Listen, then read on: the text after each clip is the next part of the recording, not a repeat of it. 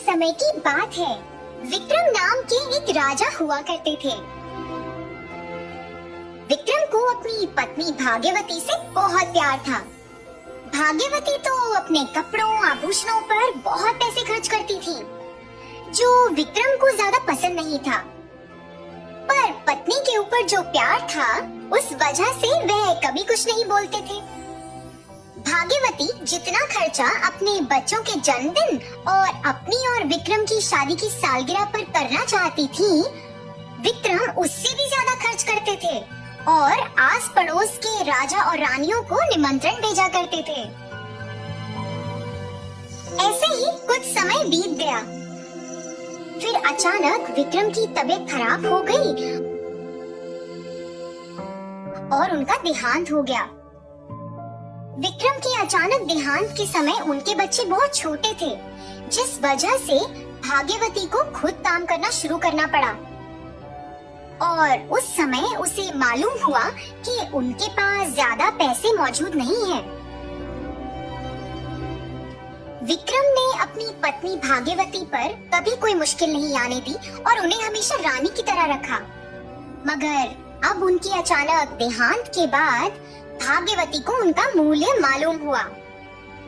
अब तो कपड़ों, सुंदरता और आभूषणों पे खर्च किया करने वाली भाग्यवती को जब पता चला कि पैसे नहीं है, तो उसे आगे क्या करना है वो समझ ही नहीं आ रहा था।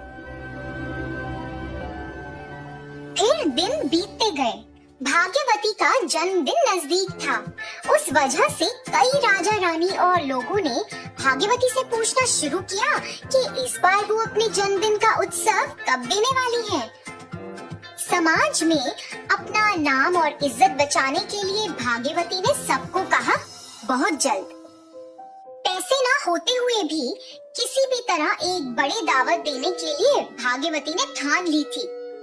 पैसों को किसी भी तरह जमा करने के लिए भाग्यवती ने एक उपाय सोचा। उसने तुरंत अपने 4 काम वालों को बुलाया। सभी सुनो, मैं जो बोलने वाली हूँ उसे ध्यान से सुनना। ऐसा बोल के भाग्यवती ने उन्हें एक योजना बताई। भाग्यवती की बात सुन के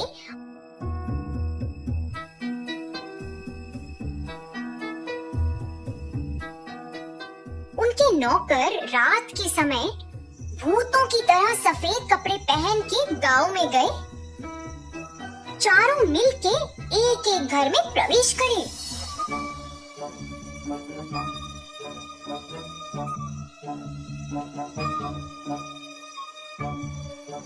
उन चारों में से एक भूत ने गांव में एक घर का दरवाजा बहुत जोरों से खटखटाया और इतनी जोरों से आवाज सुन के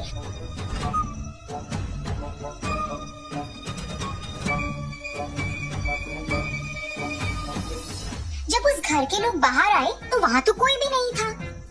उसने दरवाजा बंद किया और वापस सोने चला गया। वापस से उस भूत ने दरवाजा खटखटाया। फिर दोबारा घर के लोग बाहर आए तो फिर देखा कि घर के बाहर कोई भी नहीं है। फिर से उसने दरवाजा बंद किया और घर के अंदर चला गया। इसी तरह वापस उस भूत ने 2-3 बार दरवाजा खटखटाया। अब उस ग्रामवासी को बहुत गुस्सा आया और गुस्से में वो घर से बाहर निकला। ओ, कौन है वहाँ? मजाक मत करो, बाहर निकलो जल्दी। जैसे ही उस आदमी ने ऐसा बोला, वो भूत बाहर निकल के आया और अपने भयानक रूप में उसके सामने जा खड़ा हुआ। उसे देख के वो आदमी तो डर के मारे भाग गया और जैसे ही वो भाग गया, उस भूत ने घर के अंदर जाकर पूरा सामान चुरा लिया। दूसरे भूत अवतार पहने हुए आदमी ने एक और ग्रामवासी के घर के अंदर चुपचाप प्रवेश करके वहाँ सोते हुए घर के निवासियों को डरा के जगा दिया। जब वो लोग नींद से जागे तो उन भूतों को वहाँ देखकर डर गए और वहाँ से भाग गए। जब सब घर के निवासी घर से भागे तो दूसरे भूत ने भी उस घर में रखा सारा धन दौलत चुरा लिया। बाकी 2 भूत के अवतार पहने हुए आदमी चुपचाप किसी और घर में घुस के वहाँ सोए हुए ग्रामवासियों की चारपाइयों को उठा के दूर कहीं गांव में रख दिए। फिर वापस उनके घर में आकर रखी हुई धन दौलत को चुरा लिया। जब वो ग्रामीण वासी सोकर उठे तो उन्हें देख के आश्चर्य हुआ, तो वो अपने घर से कहीं दूर आ चुके हैं। डर के मारे वो भाग के वापस अपने घर के पास आए, बाकी ग्रामीण वासियों को बुलाकर पूरी घटना बताई। इस घटना के बाद गांव के निवासियों के मन में एक डर सा बैठ गया। उस दिन के बाद भाग्यवती के आदेश पर वो 4 नौकर हर रात को भूत जैसे अवतार में बाहर निकल जाते और गांव के निवासियों को डरा के उनके घर से सारी धन दौलत चुरा लाते। अचानक भूतों का ऐसा डर फैलना और चोरियां करना बहुत ज्यादा हो गया था। उस गांव में आज तक कभी ऐसी घटना नहीं हुई थी। इस वजह से गांव के निवासियों को शक होने लगा। अरे सुनो, क्या सही में भूत होते हैं या फिर चोर भूतों के जैसे भेष बदल कर घर में घुस के चोरी कर रहे हैं? अरे जिस दिन भूतों ने हमें घर से बाहर रख दिया था, उस दिन से मेरे घर की धन दौलत लापता है। देखो, मुझे तो लगता है भूत कुछ नहीं होते। भूतों की तरह इंसान ही भेष बदल कर हमारे पूरे पैसे चुरा रहे हैं। अगली रात को सभी गांववासी उन भूतों के आने का इंतजार करने लगे।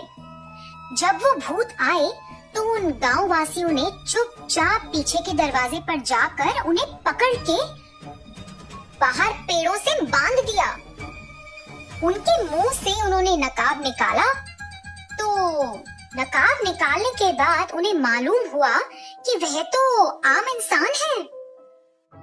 सभी लोगों ने उनसे चुराई हुई धन दौलत के बारे में पूछताछ शुरू कर दी।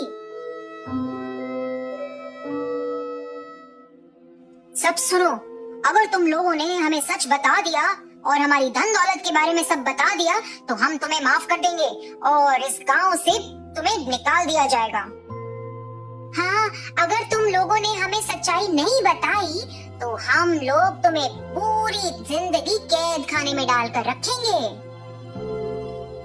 देख लो, तुम ही सबका निर्णय है, अच्छी तरह सोच लो।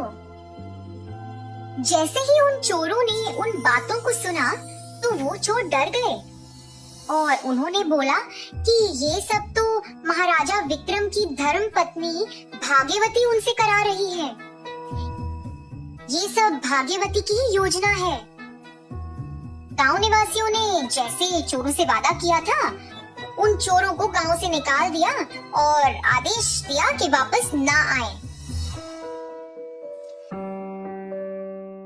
रानी भाग्यवती की ये सच्चाई जानकर लोगों को बहुत उदासी हुई। गांववासी तो विक्रम की बहुत इज्जत करते थे, तो इसी वजह से उन्होंने सोचा कि भाग्यवती को सीधी तरह इस बारे में पूछ लेने के अलावा उनके पास और कुछ तो बेहतर नहीं है। भाग्यवती अपने नौकरों और धन दौलत का इंतजार कर रही थी। रात होती गई, पर भाग्यवती बिना सोए हुए अपने घर की खिड़की से बाहर देखने लगी। तभी उसे पायल की आवाज सुनाई दी। भाग्यवती ने देखा तो एक काला आकार जैसा कुछ दिखा, जिसे एक लंबी चोटी थी और जिसके सर पे 5 मटके रखे हुए थे।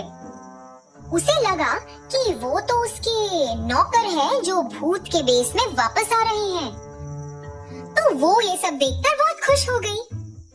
अरे वाह, मगर मेरे काम वाले तो सफेद कपड़े पहने हुए थे, पर ये तो काले कपड़ों में है। उसके अलावा इसके सिर पे 5 मटके भी हैं। कुछ समझ नहीं आ रहा। अरे क्या ये सच्ची का भूत तो नहीं है ना? ऐसा देखकर भाग्यवती बहुत डर गई। वो डर के मारे पसीने में भीग गई थी, पर थोड़ी हिम्मत करके वो खिड़की के बाहर झांक के देखती रही। तो उसने देखा कि वो भूत अपने सर के ऊपर रखे हुए 5 मटके भाग्यवती के घर के बाहर छोड़कर चला गया था। भाग्यवती को तो कुछ समझ ही नहीं आ रहा था कि क्या चल रहा है। वो डर के मारे अंदर भाग के चली गई। पूरी रात भाग्यवती को पायल की छन छन और चीखें सुनाई दी। उसी वजह से वह डर डर के सो ही नहीं पाई। फिर जैसे ही सुबह हुई, वह जल्दी से गांव के स्वामी के पास गई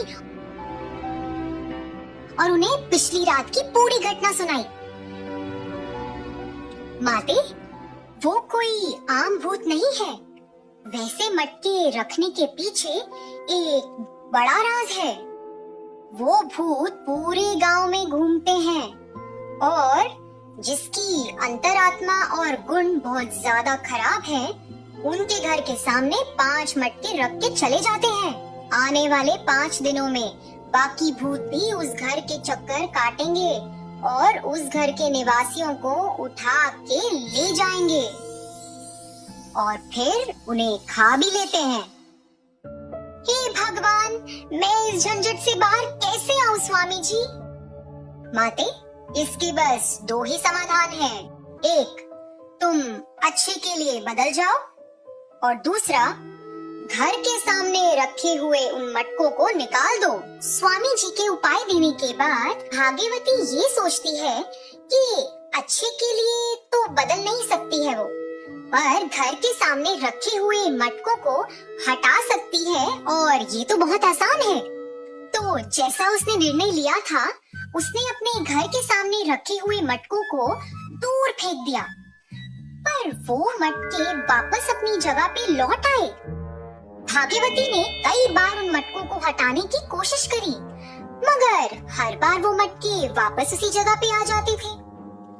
आखिर में भाग्यवती बहुत निराश हो गई और उसे लगा कि अब तो वो मटके वहाँ से नहीं हटा सकती और चुपचाप डर के वो घर के अंदर आ गई।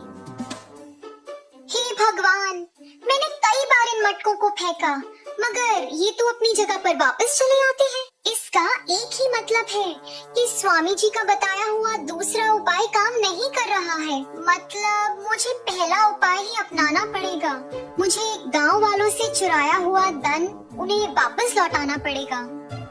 पैसे प्राण से ज्यादा नहीं है, ऐसा सोच के भाग्यवती ने अच्छा बनने की ठान ली। वो अपने पास चुराई हुई धन दौलत को लेकर गांव में गई और सबको उनकी धन दौलत वापस लौटा दी और अपनी गलती मान ली। गांव वालों ने जो योजना बनाई थी वो सफल हुई। गांव वालों की भूत की योजना की वजह से भाग्यवती में इतना बदलाव आया। इसके बाद सभी लोग गांव में खुशी खुशी रहने लगे।